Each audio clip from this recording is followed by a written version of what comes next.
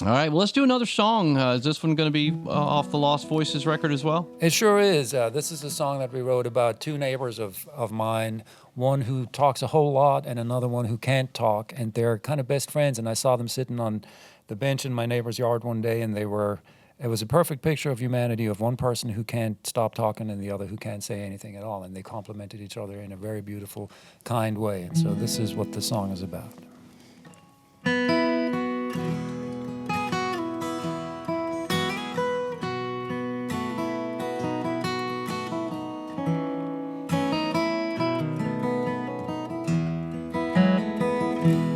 One can't talk and one can't stop.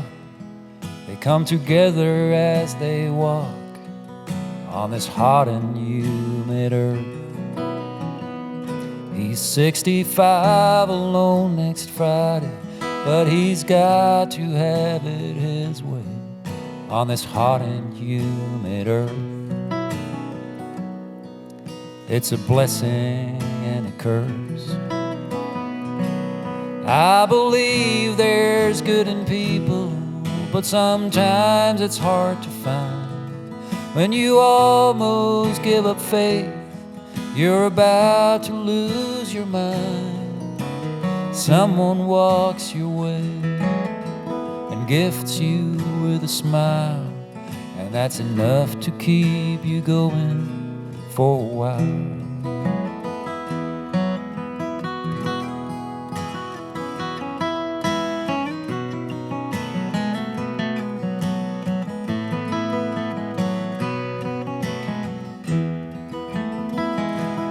One left home to fight a war and came back home and closed the door and would again for what it's worth.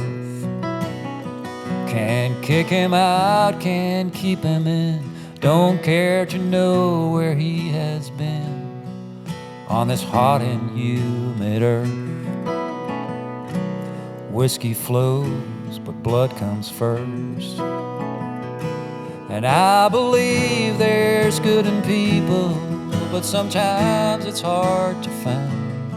When you almost give up faith and you're about to lose your mind, someone walks your way, gifts you with a smile, and that's enough to keep you going for a while.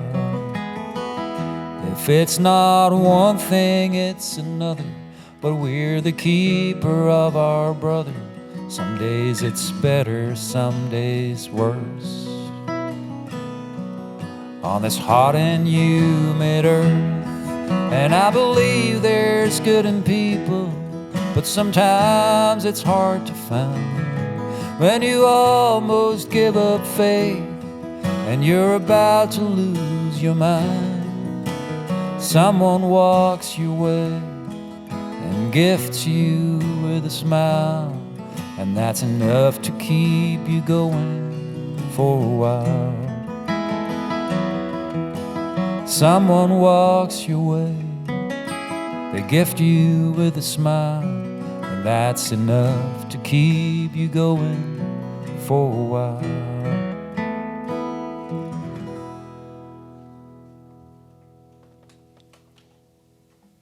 Thomm Jutz and Tim Stafford here in Studio B live today.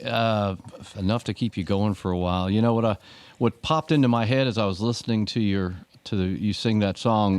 Remember the Reader's Digest and Life in These United States? That was one of the features they had in there. For some reason, that song and story brought that to my mind. Oh, wow. Yeah. So I remember that. You know, Yeah, sure did. but beautiful. And again,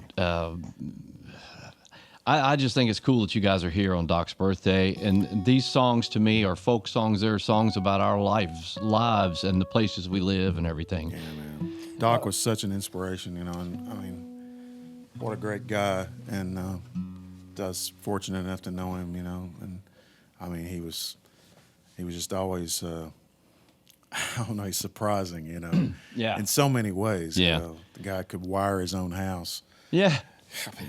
But he was so humble and appreciative of other people's talents and playing. You and I were talking off the air about that video that's out there of him picking with Michael Cleveland when Michael was still a kid, just a young kid, and you could tell by Doc's face that Michael Cleveland was just blowing his mind. He was enjoying that very much. And I saw him do that with so many musicians over the years. Special guy. On stage and backstage and stuff. Excuse me. Me, I grew up in Germany. I was raised in the Black Forest of Germany by a pack of wolves, and so the access to records wasn't as good in the early '80s there. You didn't have a Peaches Records over there? No, but I remember my family would do an annual or a biannual trip to the next big town that was about 50 miles away to buy whatever stuff, clothes and whatever. And there was a record store. And I was already really, really into playing the guitar, and I saw a Doc and Merle Watson record called Down South. It's one of the later ones. And I didn't know who Doc was at the time. I'm not quite sure, I may have seen a photo of Doc on Dan Fogelberg's High Country Snows record.